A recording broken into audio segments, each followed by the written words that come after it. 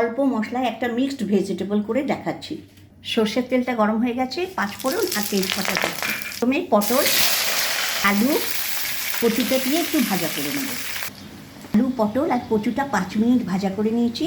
এবার আমি বাকি সবজি বিনসটা দিচ্ছি, বেগুন দিচ্ছি, আর এখানে কুঁদরি আর গাজর, বাড়িতে যা যা সবজি আছে সব দিয়ে দেবেন, খুব ভালো লাগবে।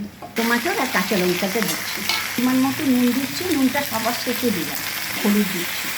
নাড়াচাড়া করে আমি 5 মিনিট ঢেকে রেখে দেবো।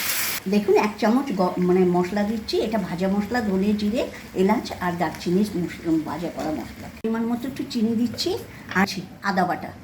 বিনা মশলাতে করেছি, এই বিনা জলে। এবারে আমি একটু সামান্য দুধ দিয়ে দিচ্ছি, এবার নামিয়ে দেবো। নাড়াচাড়াটা করছি এবারে ভালো। ভেজিটেবল দুধ দিয়ে তৈরি। এবার আমার চ্যানেলটাকে প্লিজ আপনারা একটু লাইক, শেয়ার অ্যান্ড সাবস্ক্রাইব